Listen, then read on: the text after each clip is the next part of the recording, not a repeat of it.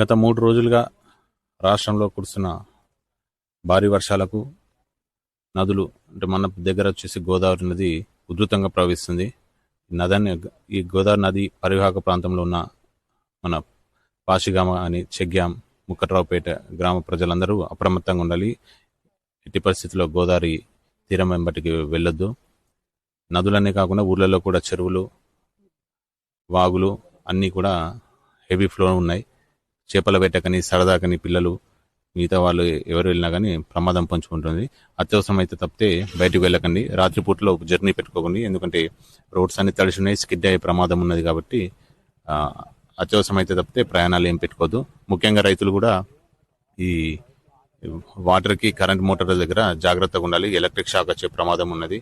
అలాగే old houses ఏవైతే శిథిలావస్థలు ఉంటాయో అందులో ఈ వర్షాలు తగ్గేంత వరకు అందులో నివసించకుండా కొద్దిగా అందరూ ప్రికాషన్స్ జాగ్రత్తలు అన్ని తీసుకొని ఎలాంటి ప్రాణ నష్టం జరగకుండా ఉండాలన్నది మా ఆశయం. అన్ని రెవెన్యూ మరియు మిగతా అన్ని యంత్రాంగాలతో హెల్త్ డిపార్ట్మెంట్, ఎలక్ట్రిసిటీ డిపార్ట్మెంట్ అందరితో కోఆర్డినేట్ చేసుకుంటూ మేము చేసుకున్నాం.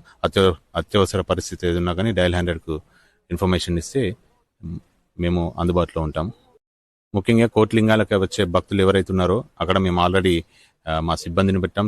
మా పోలీస్ సిబ్బందితో పాటు బ్యారికేడింగ్, ఫ్లెక్సీస్ ఏర్పాటు చేశాం. వాటితో పాటు ఒక గజ ఈతగాలను కూడా రౌండ్ ది క్లాక్ ఇద్దరిని పెడుతున్నాము. భక్తులు ఎవరు వచ్చినా, పుణ్య స్నానాలకు వచ్చినా గోదావరి స్నానాలు చేయాలని ఖచ్చితంగా చేయాలనుకుంటారు. కాబట్టి అన్ని జాగ్రత్తలు పెట్టుకుని లోపలికి వెళ్లకుండా ఏదైనా 1వ మెట్టు 2వ మెట్టు దగ్గరనే వాళ్ళు పుణ్య స్నానాలు చేసుకుని దేవుని దర్శించుకుని